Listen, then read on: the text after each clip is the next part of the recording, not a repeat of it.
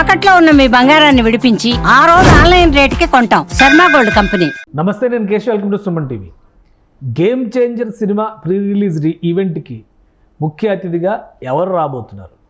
దిల్ రాజు నిర్మాతగా చేసిన ప్రయత్నాలు ఎంతవరకు సఫలమయ్యాయి? ముఖ్యంగా ఆంధ్రప్రదేశ్లోనే మెయిన్ ప్రీ రిలీజ్ ఈవెంట్ జరగబోతుందని ఇప్పటికే సినిమా సమర్పకులు అనౌన్స్ చేసినటువంటి పరిస్థితి. ఒకవైపు మెగా పవర్ స్టార్, గ్లోబల్ స్టార్గా మారిన రామ్ చరణ్ 250 అడుగుల కటౌట్తో విజయవాడలో సందడి చేశారు. ఇప్పుడు సినిమా ఈవెంట్ కూడా విజయవాడ వేదిక కాబోతుందా? ఈ అంశాన్ని విశ్లేషించేటువంటి ప్రయత్నం చేద్దాం. మనతో పాటు చంద్ర శ్రీనివాస్ గారు అనలిస్ట్ ఉన్నారు. చంద్ర శ్రీనివాస్ గారు నమస్కారం. నమస్కారం అండి.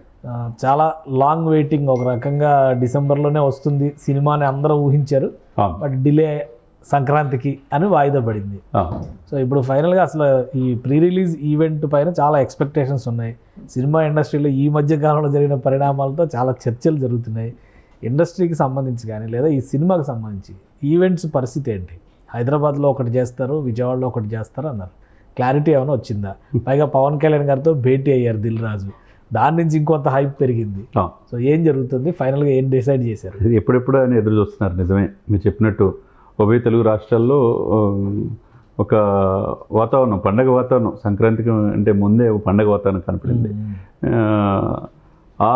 ఆ ఇదిలో భాగంగా మీరు చెప్పినట్టు ఇప్పుడే ఇంతకుముందు వచ్చిన సమాచారం ప్రకారం పవన్ కళ్యాణ్ గారిని, ఆంధ్రప్రదేశ్ డిప్యూటీ సీఎం గారిని దిల్ రాజు గారు కలవటం, కలిసిన తర్వాత ఏం మాట్లాడుకున్నారనేది ఒకటి. కలవటానికి అంతరం ఏంటనేది మొన్న చెప్పారు.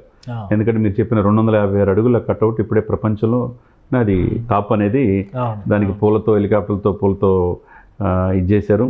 తర్వాత దానికి సందర్భంగా దిల్ రాజు గారు కూడా ఎప్పుడూ మాట్లాడిన విధంగా ఇంకొద్దిగా కాన్ఫిడెంట్తో మాట్లాడు. 450 కోట్లు పెట్టి ఈ సినిమా తీసాం, మీరు సరికొత్త రామ్ చరణ్ సంక్రాంతికి బంపర్ హిట్ కొట్టబోతున్నాం అని చెప్పారు. ఆ దిశగా ఎవరికి లేని అభిమానులు మెగా ఫ్యామిలీకి, అటు గ్లోబల్ స్టార్ కావచ్చు, రామ్ చరణ్ గారు కావచ్చు, ఇటు పవన్ కళ్యాణ్ గారు, చిరంజీవి గారు, మొత్తం అభిమానులకు పండగే అని చెప్పారు.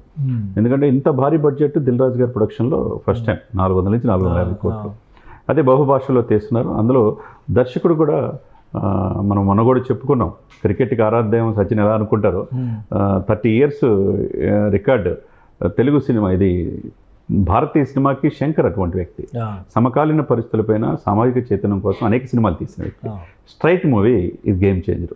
ఇది ఎలా ఉండబోతుంది అనేది డిస్కషన్ జరుగుతూ ఉన్నది. ఇకపోతే జనవరి మీరు చెప్పినట్టు అభిమానులకి తీపి కబురి అందింది అనుకోవాలా. 1వ తారీఖేమో ట్రైలర్ అనేది హైదరాబాద్లో లాంచ్ చేయబోతున్నారు. ట్రైలర్ లాంచ్ అది.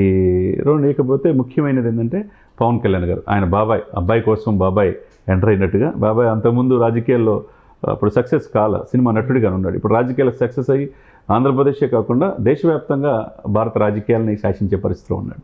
అటువంటి వ్యక్తిని చీఫ్ గెస్ట్గా పిలవటం అంటే అందరికీ యాంగ్జైటీ. అంటే ఆయన కూడా చెప్తున్నాడు, చరిత్రలో కని విని ఎరుగని రీతిలో ఈ ఫంక్షన్ ఉండబోతున్నాడు, ఆయన పిలవబోతున్నాడు. అది మార్నింగే కలిసి చాలా డిస్కషన్ చేసుకుంటారు. ఏపీలో ఎక్కడ? విజయవాడలో డిసైడ్ చేసి విజయవాడలోనే జనవరి 4 కానీ 5 కానీ జరగబోతుంది. ఎందుకంటే 10వ తారీఖు ఇది ప్రపంచవ్యాప్తంగా రిలీజ్ అవుతుంది కాబట్టి దానికి ఆ ఫ్లేవర్ ఉంటుంది అనమాట.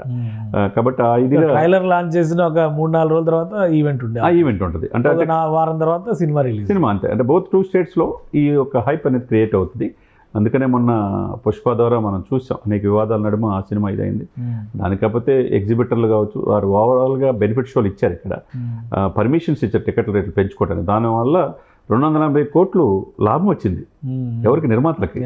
కానీ మిగతా డిస్ట్రిబ్యూటర్స్, మిగతా వాళ్ళందరూ కూడా చిన్న సినిమాలు మిగతా బతుకు ఇట్లా పెంచితే అన్నాడు. సరే, ఆ తర్వాత పరిణామాలు మనం చూసాం. బెనిఫిట్ షోలు రద్దు, స్పెషల్ షోలు, టికెట్ రేటు కూడా పెంచమని చెప్పి ఇక్కడ ఈ ముఖ్యమంత్రి గారు చెప్పారు.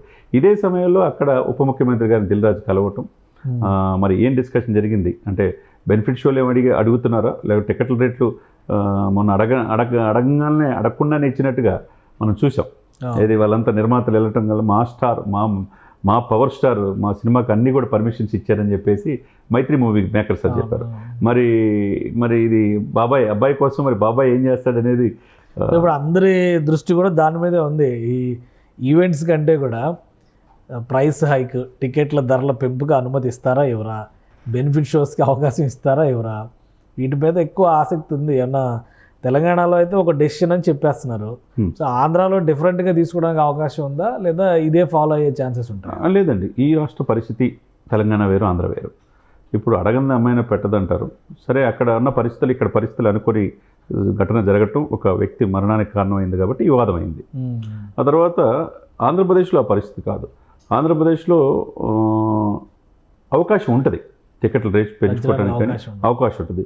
అది బెనిఫిట్ షోలు కూడా రామచంద్ర గారు కూడా అంటున్నట్టుగా తెలుస్తుంది. బెనిఫిట్ షోలు ఏంటంటే ఫ్యాన్స్ అభిమానులు ఎవరైతే మనకి దశాబ్దాల తరబడి అటు మెగాస్టార్ గారిని కావచ్చు, పవన్ గారిని కావచ్చు, చిరంజీవి మెగా ఫ్యామిలీని కావచ్చు, మనల్ని ఇష్టపడి వాళ్ళు నిలబడ్డారు. వాళ్ళకి బెనిఫిట్ షో ఫ్రీగా వేసేసి ఏదైతే వచ్చే మినిమం వచ్చిన డబ్బులు ఉంటే అదే ఓల్డ్ ఏజ్ ఒకప్పుడు చేసేవాళ్ళు. కేశవ్ గారు మీకు కూడా తెలియదు కదా, ఇవన్నీ సర్వీస్ కోసం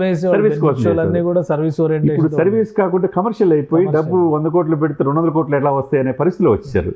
ఇప్పుడు ఇది 450 కోట్లు పెట్టి తీశారు కాబట్టి ఈ సినిమాకు తగ్గట్టు హైప్ క్రియేట్ అయింది. ఇక ఆంధ్రప్రదేశ్లో ఉన్న పరిస్థితులు అంత వ్యతిరేకత ఏమి లేదు కాబట్టి, కొత్తగా ఈ కూటమి వచ్చింది కాబట్టి అతను బాబాయ్ తెలుసు సినిమా కష్టాలు. ఎందుకంటే తను కూడా తన సినిమాకి వకీల్ సాబ్కి 10 రూపాయలు 15 రూపాయలు టికెట్లు పెట్టి రెవెన్యూ కలెక్టర్ల చేత, రెవెన్యూ గ్రూప్ 1 గ్రూప్ 2 ఆఫీసుల చేత టికెట్లు అమ్మించారు. ఇది కావాలని, అంటే ఒక వైకంగా భయపెట్టి సినిమా ఇండస్ట్రీని ఇచ్చేయాలనే ఉద్దేశంతో అప్పుడు జగన్మోహన్ రెడ్డి గారు వివరించారు. ఇప్పుడు అట్లా లేదు, ఒక ఫ్రెండ్లీ గవర్నమెంట్ అనేది ఆంధ్రప్రదేశ్లో ఉంది.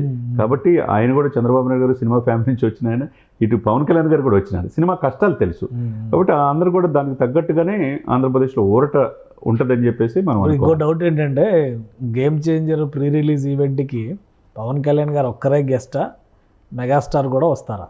లేదండి, అదే సమయంలో హైదరాబాద్లో వేరే ఈవెంట్కి ఆల్రెడీ మాట ఇచ్చారు. ఆయన ఆప్తా సమావేశాలకి 4వ తేదీల్లో ఆయన హైటెక్స్లో పాల్గొబోతున్నాడు. ఆయన వాయిస్ మీద వీడియో కార్డు సందేశం కూడా వచ్చింది. అమెరికన్ ప్రోగ్రెసివ్ తెలుగు అసోసియేషన్ వాళ్ళు, అమెరికా వాళ్ళు ఇక్కడ 5,000 మందితో భారీగా ప్రముఖ వ్యాపారవేత్తలు అందరూ కూడా కలిసి దేశ విదేశాల్లో స్థిరపడిన వాళ్ళందరూ కూడా ఒక మీటింగ్ పెట్టుకుంటున్నారు హైటెక్స్లో. దానికి చీఫ్ గెస్ట్గా ఆయన వస్తున్నాడని తెలిసింది. కాబట్టి ఇదంతా కూడా పవన్ కళ్యాణ్ గారు చీఫ్ గెస్ట్. ఆంధ్రప్రదేశ్లో గేమ్ చేంజర్ జరిగిపోయే ప్రీ రిలీజ్ ఏదైతే ఈవెంట్ ఉందో దానికి పవన్ కళ్యాణ్ గారు చీఫ్. గేమ్ చేంజర్తో అన్న తెలంగాణలో గేమ్ మారే అవకాశం ఉందా?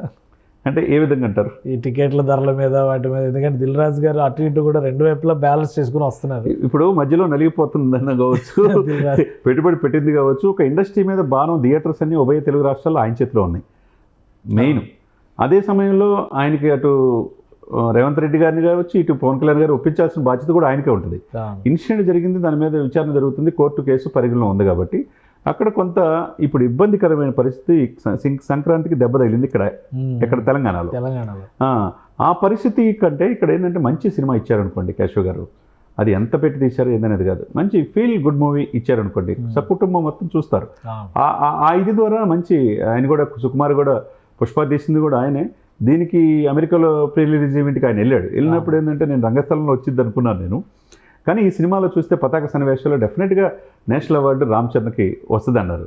మరి ఆ అవార్డులు అంటే ఆ నటన చూడాలి మనం, డబ్బు ఎంత పెట్టామో దాని మీద ఎంత వస్తుంది అనేది కాకుండా ఇది ఈ సినిమా ద్వారా ఉభయ తెలుగు రాష్ట్రాల్లో ఉంటుందని ఎంతోమంది ఆశిస్తున్నారు. ఎందుకంటే శంకర్ గారు కూడా చాలా ఫిస్టేజ్ ప్రాజెక్టు, హేమేలు ఉండరు ఈ సినిమాలో. కాబట్టి అది మనం 10వ తారీఖు వరకు వెయిట్ చేయాలి. ఈలోపు దానికి కావాల్సిందంతా కూడా బాబాయ్, ఇక పవన్ కళ్యాణ్ గారి ఇమేజ్ మనకు తెలియదు కాదు. దానివల్ల ఈ పిక్చర్కి పూర్తి స్థాయిలో హైప్ అనేది వచ్చింది. ప్రేక్షక ఆదరణ మంచిగా లభిస్తుందని ప్రపంచవ్యాప్తంగా అందరూ కోరుకుంటున్నారు. రైట్ థ్యాంక్ యూ చంద్ర శ్రీనివాస్ గారు. ఇది గేమ్ చేంజర్ సినిమాకి సంబంధించి ఒక స్పష్టత వచ్చేసింది. తెలంగాణలో ట్రైలర్ లాంచ్ ఉండబోతుంది 1వ తేదీన, జనవరి 1వ తేదీన. అలానే ప్రీ రిలీజ్ ఈవెంట్ ఏపీలో విజయవాడలో జరిగేటువంటి అవకాశాలని 4-5 తేదీలని పరిశీలిస్తున్నట్టుగా తెలుస్తుంది. ఇక సినిమాకి సంబంధించి ధరల పెరుగుదల, బెనిఫిట్ షోస్ పైన కూడా ఒక ప్రణాళికని డిజైన్ చేసేటువంటి పనిలో సినిమా టీం ఉంది. ఇది రాష్ట్ర ప్రభుత్వాల అప్రూవల్ కోసం పంపించేటువంటి అవకాశాలు ఉన్నాయి.